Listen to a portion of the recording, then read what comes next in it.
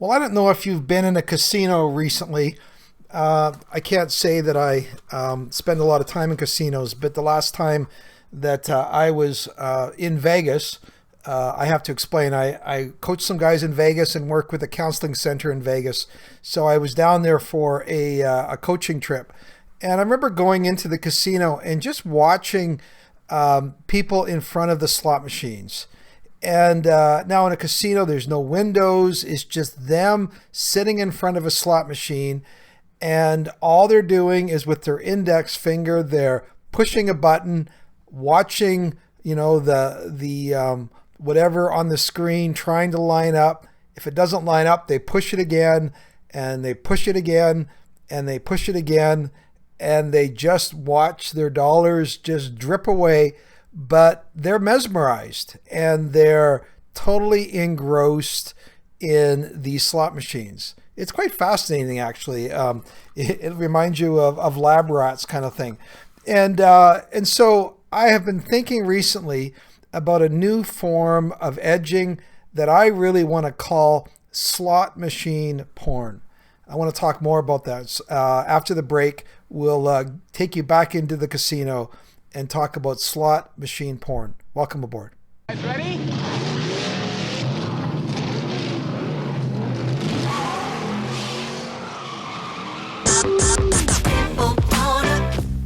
When it comes to porn, are you stuck, spinning out, or slipping backwards in your life? If so, then welcome to the Finding Traction podcast, a show dedicated to those who are looking to gain recovery momentum away from porn and toward the life and relationships they have always hoped for. Now, here's your host, Vern Tomke.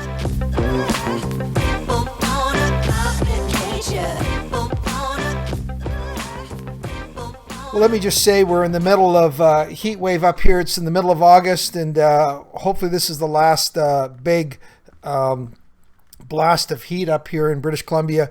But, we are just a couple weeks away from September. School starts, and for some of you, I know school has already started. And a lot of times people hit the fall, and it really is, a new season.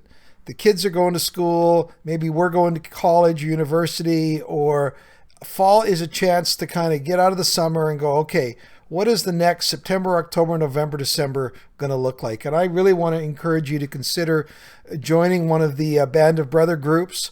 I do a couple different kind of groups. One of them is for more people in ministry or pastors, professionals, and I do a group for guys that are in that unique position.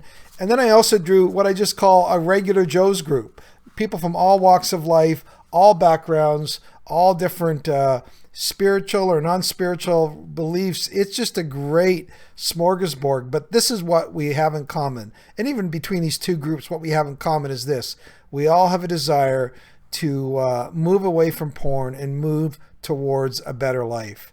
So if you are interested in that, or you're thinking, you know what, I'm sick and tired of trying to do this on my own, or maybe you have been in a group in the past and it maybe served you well, and then you got out of a group and now you're sliding away, so to speak, and you go, you know what, I really should consider the benefits I got, and I need to find another avenue to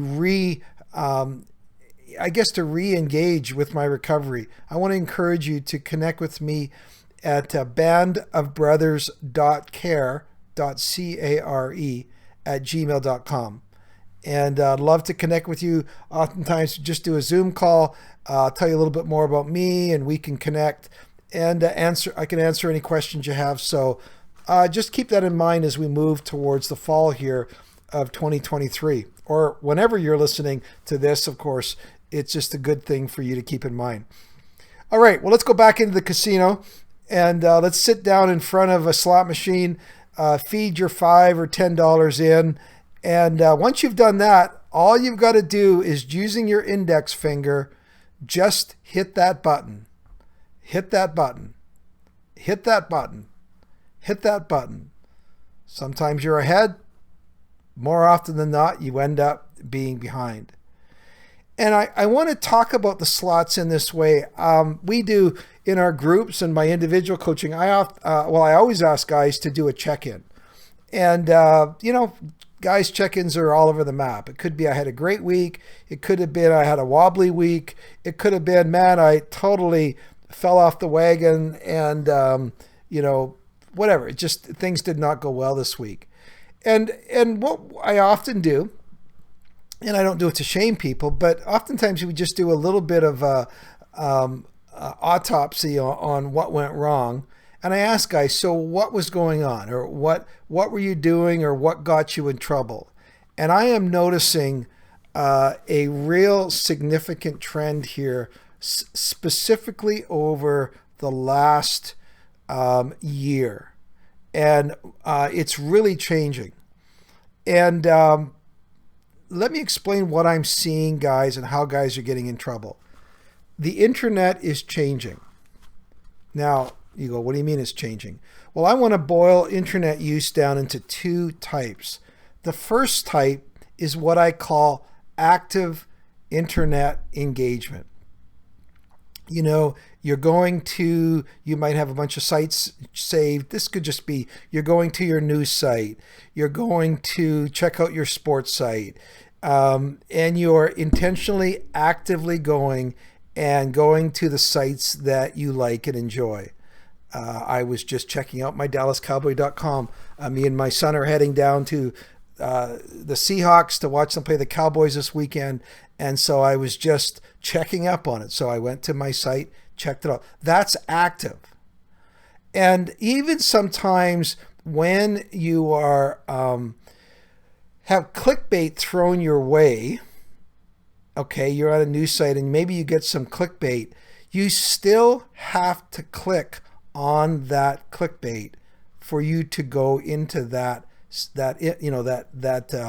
other website usually. But I'm telling you that most internet usage up to quite a while ago has been active internet engagement. Even YouTube, for example, by and large, you would go and you would type in a search, you would go and that you would watch some videos, and then there would be other recommended videos on the side, and you may click on those or not click on those. Now, first of all, of course, even active internet engagement can get us in trouble. We've all had that get us in trouble in one way or another. But I want to talk to you about a second way that the internet is coming to us that is turning out to be an even bigger problem with what I'm noticing. And all it takes is that same index finger for you just to do that little up and down motion and to scroll through a feed. Now, why is that becoming so problematic? Because it's passive. You simply put your finger from top to the bottom and you simply scroll, and the algorithm decides what to give you. That is the way it seems most sites that are keeping people's engagement or catching people, what they're now relying on. Obviously, they're realizing that it is an amazing way to keep people engaged. So your Facebook video feed is part of that, passive. Well, other than that, your one finger. Your one finger TikTok. Your one finger Instagram. Even YouTube, you noticed, is changing. They're realizing we are missing out here on these things. And so now you have YouTube Shorts. And trust me, you can guarantee that people are looking at all the data behind it going, this is how you keep people engaged. But it's making us even more passive. All you have to do is exercise that one index finger. And that's it. And as you do that, the computer also knows that you're a male. It also knows how old you are. It also knows what interests you. And so you start cat video, stupid pet tricks, prank video, stunt video, barely covered boobs. Oh, keep going. Stupid pet video, joke meme, bikini video, right? And you simply, every time you hit something that is sexual, you get that little dopamine rush. In the old days, if you've ever done psychology 100, one of those classic first-year university college courses, you all know that the most powerful form of reinforcement is not regular reinforcement. It is intermittent reinforcement. You never know when you're going to get that next hit. But I guarantee you, you will get that hit if you keep exercising that index finger. And that keeps you engaged. There's an old song from, I don't know, the 80s, Miami Sound Machine. The rhythm is going to get you. Well, in this way, in this sense, the algorithm is going to get you. And you simply, if you're on those for any period of time, I can guarantee you that you're going to get those dopamine hits by some sort of overtly sexual content. And you say, well, okay, well, but why this is important is you have moved from any sort of active engagement and you are now in passive mode. Whenever you shut your brain off, whenever you move on to autopilot, then you have even less defenses to engage with what's coming down the pike. If you're choosing to go to a site, that's one thing. But when the site or the image is being brought to you, that's another thing. Now, obviously, I'm not suggesting people choose and go to inappropriate sites, but I'm saying that is far less dangerous for guys than simply having the site or the image or the video coming to you. And they know your algorithms, they know who you are, and it's going to get you.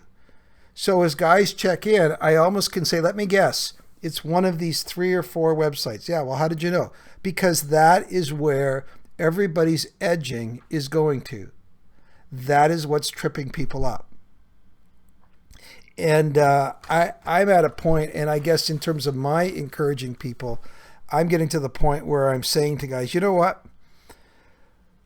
If you're in your first year of recovery, if you're not getting until you get 3 or 6 months of clean time, I guess my rule of thumb to guys who are really serious would be this. You need to remove all sources of passive scrolling, these loops of, pictures, videos, whatever, whether that is TikTok, Instagram, Facebook, YouTube, whatever that is, you have got to get rid of it. If you want to get a good start out of the starting blocks, because this will get you every time. And it's become so common in our usage that we automatically go, you know what?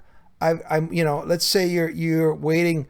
Your wife goes into the grocery store and you got 10 minutes. Let's say you got 15 minutes before you've got to leave.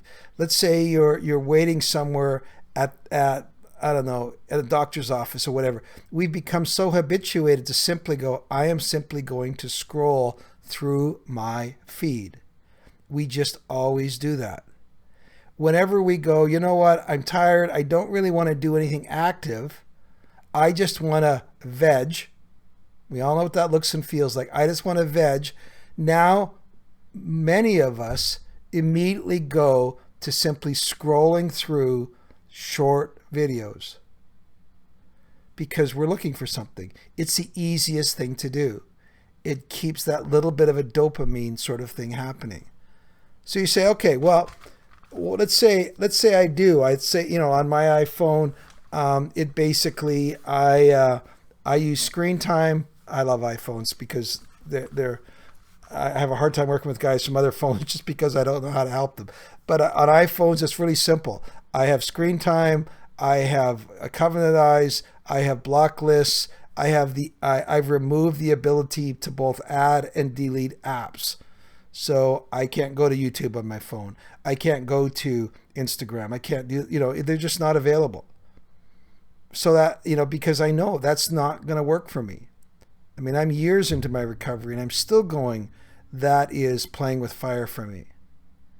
So you say, well, what do I do then instead of vegging? Or I can't always be writing in my journal, or I can't always be doing something that takes a lot. I just want to kill some time.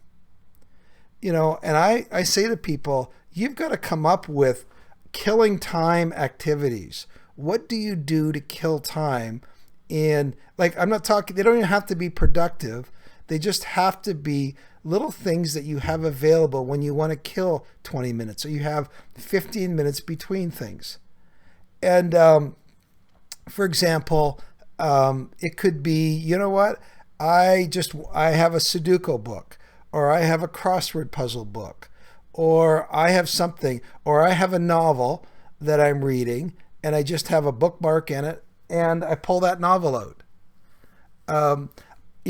For me, I sometimes find the novels work. Other times the novel doesn't work in that it almost feels a little too active reading. Maybe I should try it on my Kindle. It might not be as it doesn't feel as active, but I do need something that I can just go to when I don't want to do anything that feels like takes a lot of brain power. One of my other favorite things right now, I'm playing Ghosts of Tsushima. I can't even pronounce it. Tsushima. It's a Japanese. It's a game where I am. What am I? Oh my goodness! I'm a Japanese warrior. There's a name for it. I can't remember it. But the Mongols have invaded Japan, and I am slowly but surely taking back Japan from the Mongols. And I'm a samurai warrior. There we go. And because I don't have any little kids around, I'm not worried about teaching my kids to be violent. But when I have half an hour, I basically will go on my game and I will play that game for half an hour. Maybe I've got to do something. It's my downtime. It's my veg time.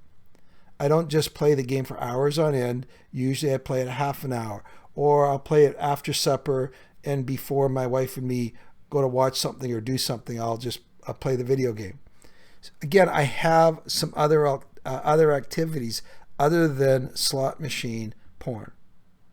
So again, I'm not sure. I'd love to get feedback. I'm not sure if you've noticed the same thing. I'd be curious if you found that your internet, the way you surf the internet, has changed.